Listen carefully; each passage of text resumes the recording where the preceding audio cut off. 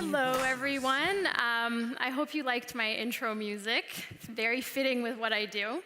So I'm actually here today to talk to you about social listening and integration and the way that we have connected social listening to the different departments at McDonald's. As you can imagine, we're a large company, and we've been going through a digital transformation for the past 3.5 years. And so really, as part of my job being the social lead at McDonald's is to elevate the value that social media and social listening can have for our business and the impact that it has. So as I take you along this journey, I hope that by the end of this, you guys are like, preach, yes, we all want to do social listening. It's going to help our businesses, and it's going to help us to bring deeper insights and analytics to all areas of our business, not just the digital team. So being that we've been going through this digital transformation, when we first started, we have a small digital team of 8 people. I felt a lot like this. Except I have better hair, but I felt a lot like this. You feel very much alone. For any of you out there who are the social leads in your company and your goal is, or your aspiration is to prove to the CEO, to the other executives, to your boss that social is driving value, you know how I feel. But what I can tell you is that you're not alone. You will always have your colleagues, your stakeholders, and key ambassadors within your business that you should be working very closely with to help drive your agenda. So as I'm going through my talk today, yes, I'm going to be talking about social listening and the impact it can have, but I'm also going to be talking about using a strategy for connecting with the people inside your business to help progress your goals. You can't do it alone. So initially, this is what things looked like about 3 years ago, right? Pretty sad. Think about Tom Hanks being on the island by himself. Social listening was connected directly to our digital team. All the insights, information, analytics that we were digging up online were not being shared widely with the rest of our company. Fast forward to today. This is where we are. Social listening is now influencing the decisions that we make in marketing, in menu, in operations, believe it or not, in our restaurants, supply chain, communications, and I'm hoping to continue to grow this list in the next year or so. So it's really important for you guys to understand that the information that you're gathering online, the details of what people are saying about you, consumers, will help you to make decisions. And I think that's, if there's one key takeaway from my presentation, it's to understand that social listening is not just about vanity metrics. It's about taking information, analyzing the data and what consumers are saying online about your business, and then really taking action and making decisions to change things within your company. So social listening basically is providing real-time insights about your business, about your consumers. It's very much like a litmus test of what's going on in the market. Years ago, marketers primarily relied on focus groups, consumer surveys, and hearing what the media was saying about a new product or campaign launch. Fast forward to today, social media is basically like a focus group that we have in the world. And with the right tools, you can dig deep to figure out exactly how people feel about your product, about your service, about an issue or a crisis that has come up. It can really help you to define and tune your strategy. Okay, so social is a mix of quantitative and qualitative information. And this to me is really important because you have the numerics, you have the numbers, you can talk about the scale or the impact that the conversation is having on your brand, reputation, product, etc. But you're also mixing that with the sentiment and the more qualitative information. You're getting a full 360 view of what your consumer is experiencing for your brand and your product online. So when we talk about measurement and social listening, you're going to be digging deep into sentiment analysis. For example, if you're launching a new product, what are you hearing consumers saying?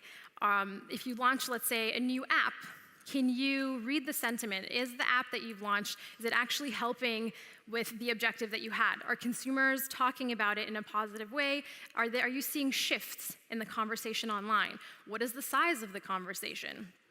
One thing that we do a lot of is listen to what people are saying about not only us, but some of our competitors. And the interesting thing is, sometimes we'll see a spike in one of our competitors and say, what is happening? We need to drill deep in here and understand why their conversation size is so much larger than McDonald's. And many times what we find is there's been some sort of issue or crisis, and although the conversation size is huge, it's not necessarily a positive thing for their brand, and it actually helps us. We also look into trends and actions that consumers are taking online, and then analyze that information and bring it back to our stakeholders. So while many companies are on social media, only about 44% of companies actually use social media management software. So if you think about the full universe of conversations, mentions, information online that's related to your company, or if you're a large brand like McDonald's, there's millions of mentions, it is nearly impossible to be able to pull that information and do a deep dive and analyze what people are saying about your brand. That litmus test that I was talking about earlier, if you don't have the right software and tools in place, it makes it almost impossible. So, not that I'm preaching for any particular social media tool, but there are quite a few that can help you as you're going along this journey. McDonald's, in the last year, had 1 million mentions related to our business. This is huge. There's a whole universe, a whole bunch of information out there that we previously were not bringing back to our business. I mean, we work a lot with different departments like strategy and insights, our marketing team. We have a lot of segmentation and research that we pull before we even create a campaign brief or program. This is all great, but without that additional texture, without that focus group of what consumers are actually saying and feeling and experiencing online, you can create a program or a campaign, launch it, spend lots of money, and then realize when it's too late that you've gone down the wrong path. So back to my earlier point. Total mentions, the larger circle in the back. If you think about it for McDonald's, that's like 1 million mentions in the last year. If you're not using a social media tool to drill deep into what these conversations are, and you're only listening to any conversation that's coming at you, so for example, when people mention McDonald's Canada, we would only be getting a small portion of the view of what people are saying online. That's only for most companies, about 20 to 30% is actually directly tagging you and consumers talking to you. The other 80% is what's happening online in forums, blogs, et cetera, that you're not actually picking up and analyzing. So before you get started and you're thinking about social listening, how it'll impact your business, what you need to be doing, think about a few things. So first of all, what info are we looking for? Before you get started, before you start investing in tools, resources, and putting the time and effort into this, understand what you're measuring for the year. What is important for your business? What's important for marketing? What's important for your CMO? Selling in the idea of using social listening to advance the work of your company requires you to be very strategic with what you spend your time on. What campaigns do you want to measure? If you know in the next quarter you have 2 large campaigns that are coming up and a bunch of always-on programs, figure out which ones are going to get you the most leverage. So for example, I would take a step back and say we have 2 large campaigns. I need to make sure that I can get extra funding and budget for social listening to buy X tool to get an additional resource. So what I'm going to do is set up my listening so that I'm measuring these 2 campaigns as they launch so that I can right away have a pulse check or some sort of report to send back to my marketing team to explain. You launch this product right away, here's what consumers are saying. These are the exact pinpoints and complaints that they have about the product. Here was their experience in the restaurant. Take that info, package it up nicely, create a story, and then roadshow it to the different departments in the business. You also want to figure out your product roadmap. So if you're a tech company, what's on your roadmap for the year? What are you guys releasing? Or do you have any new products coming out? Make sure that that is part of your social listening plan because, again, you need to focus on what's important for your business. I already spoke a little bit about resources and money, so make sure to keep that in mind. And then the last piece is, does this work that you're doing and the listening and time that you're putting into it actually benefit the rest of your organization? If you're only collecting data that's helping the digital team and your team's objectives, then you're really not helping to advance the company.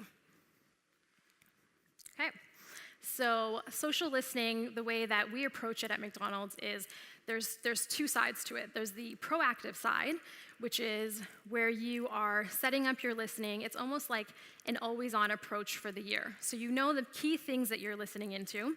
Then you're analyzing the data, you're doing a deep dive, and then you're creating a report that is actionable. So at the very end of your report is, we need to do X, Y, and Z, and you pass that to the departments that need to take the action.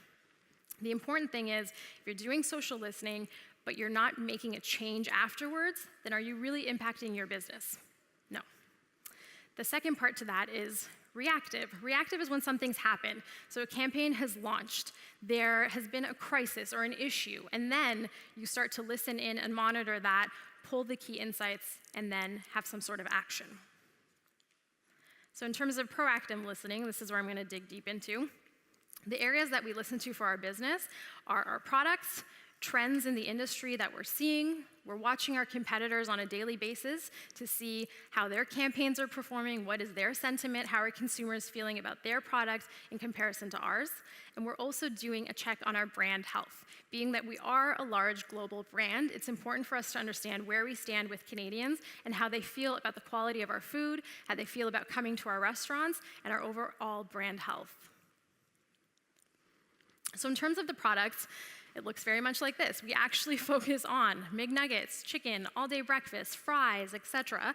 And we dig deep, and there's actually, interestingly enough, there's thousands of conversations and posts and information online about the different products that we have, how they're serving it, how people like to eat the food, the habits that they have, all these things that this online focus group is providing us. We take back to the business, we analyze what they're saying, and we use that for our campaigns and planning.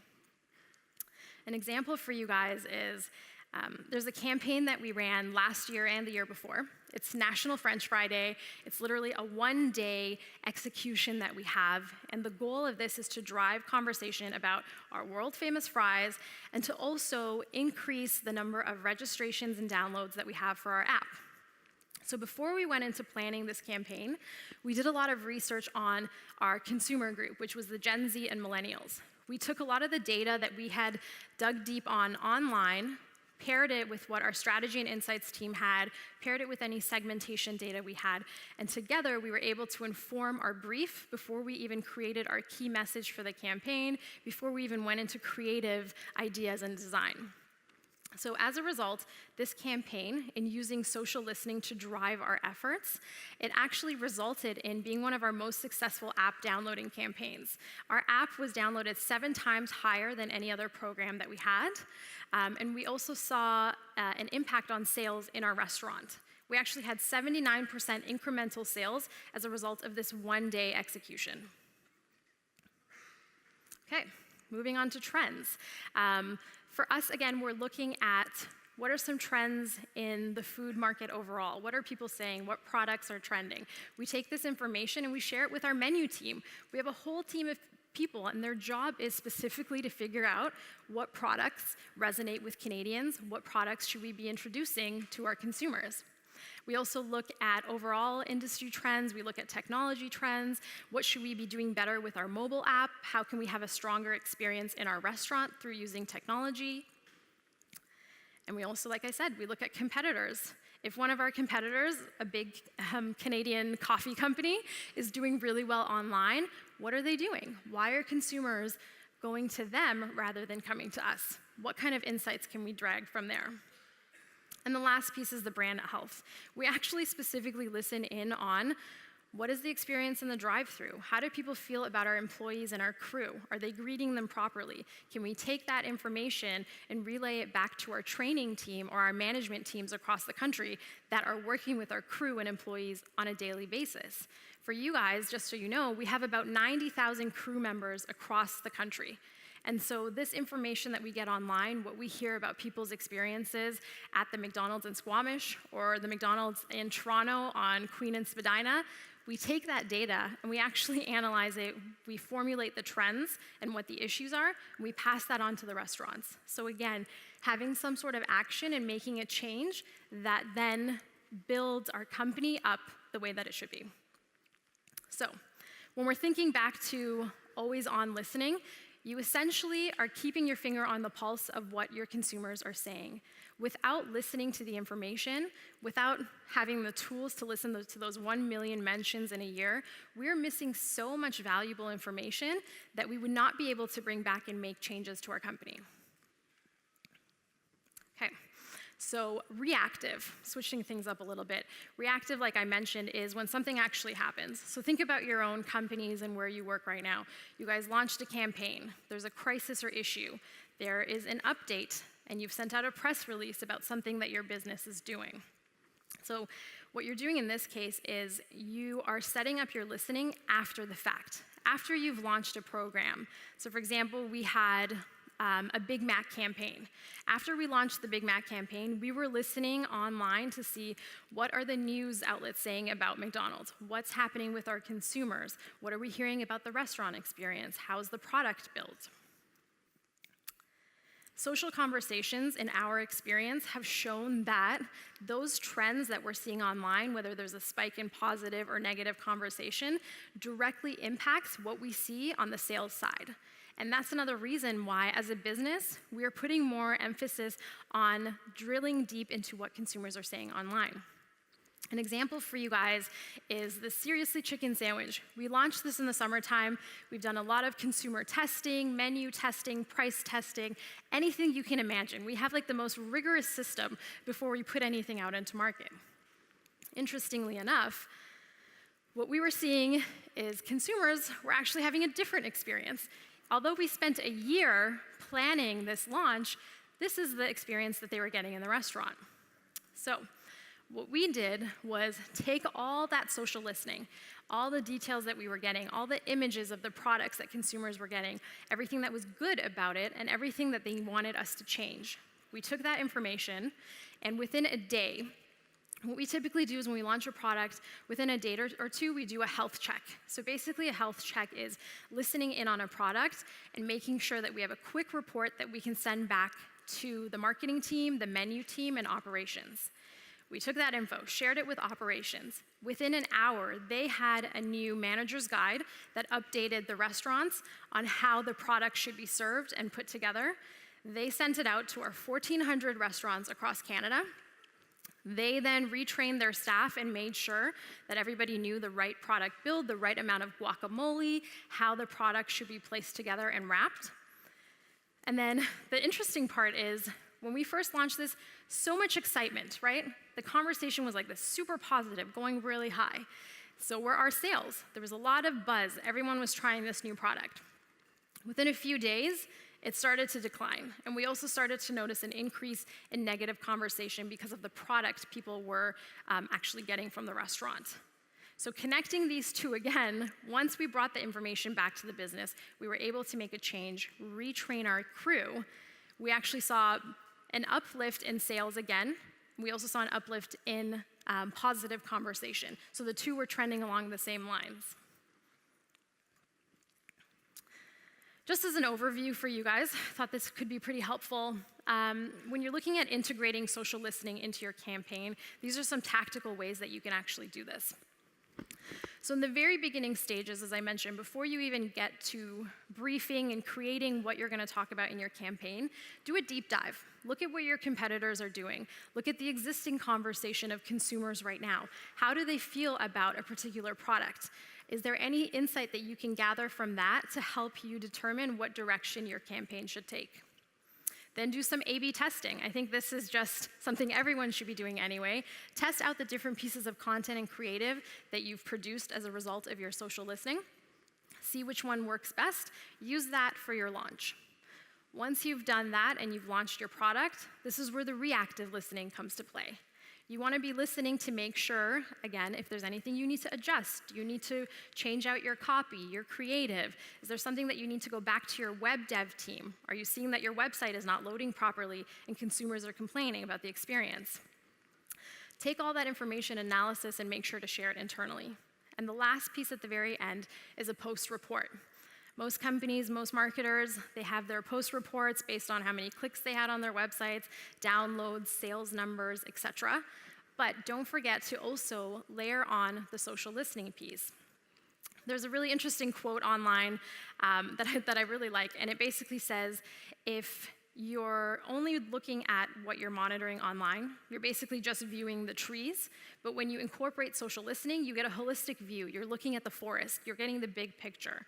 So my tip for you guys is, as you're working with your sales team, your dev teams, etc., putting together your reporting, also loop in your social team and work with them to get a holistic picture of how your campaign really performed and what the consumers really thought of the product.